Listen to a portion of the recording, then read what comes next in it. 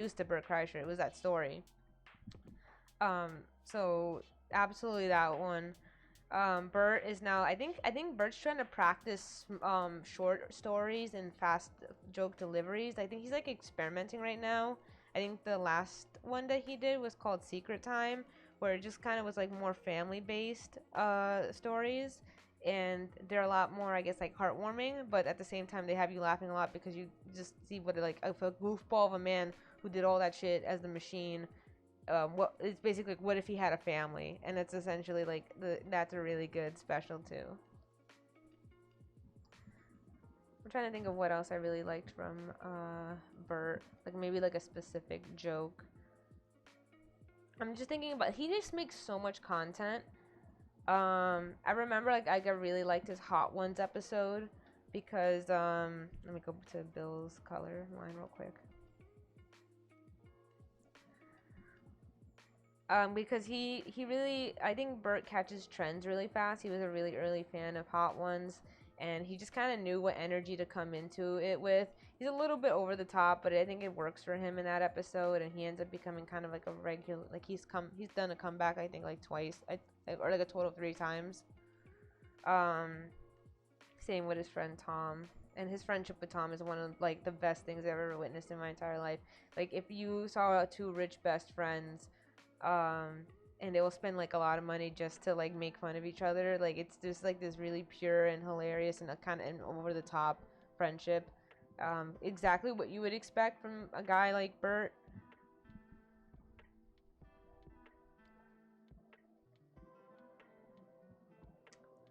Got color Bill's Bill.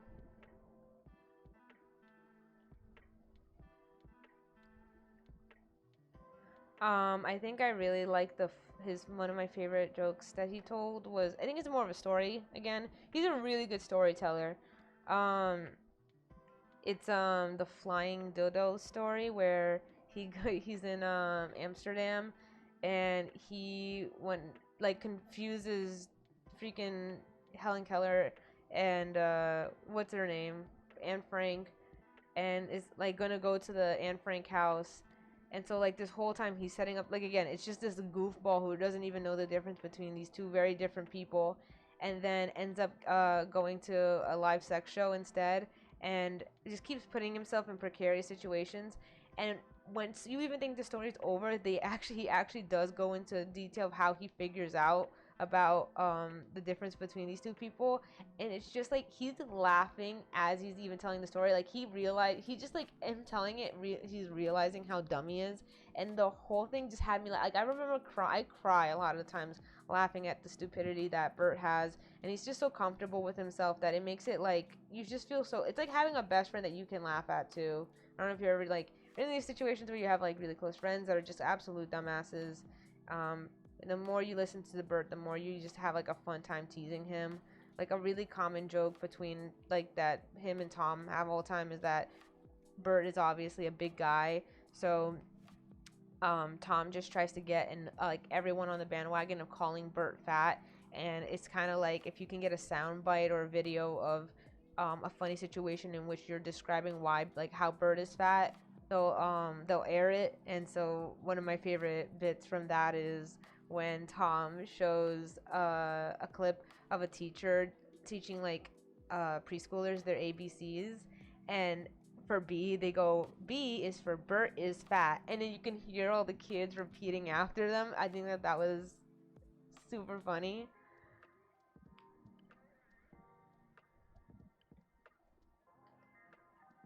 I think, should that be enough for Bert? I mean, there is just like so much.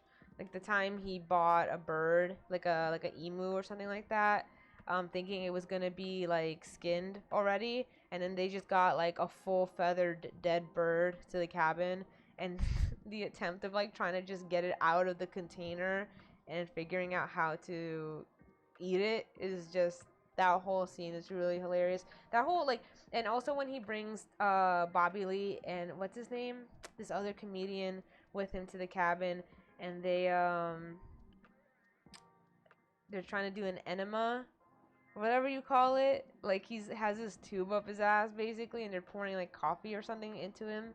It's so It's so wild, but like he just gets it's because something about his energy, like he can just get people who don't normally do crazy things. Well, Bobby Lee for sure, but like he was getting this other guy involved that you knew he had no business of ever wanting to be there, and he's just like, guys, I need new friends. I don't want to be here. And again, it's just like that chemistry is really, really, really funny.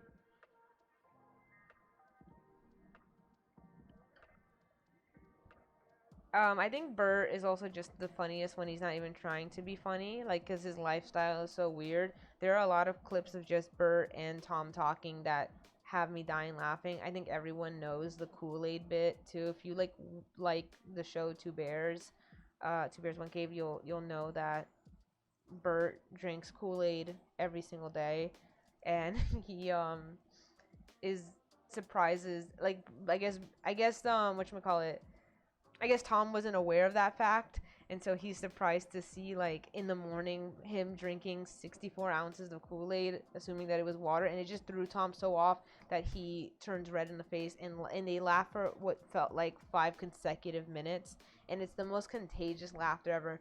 And it doesn't matter how much I can prefix any like what happens. Watching them is so much more funnier than any description you can kind of have. These are all like I don't even know where to sort them. I don't even think I could rank these bits. They're just all really good. In terms of Bill's comedy, Bill definitely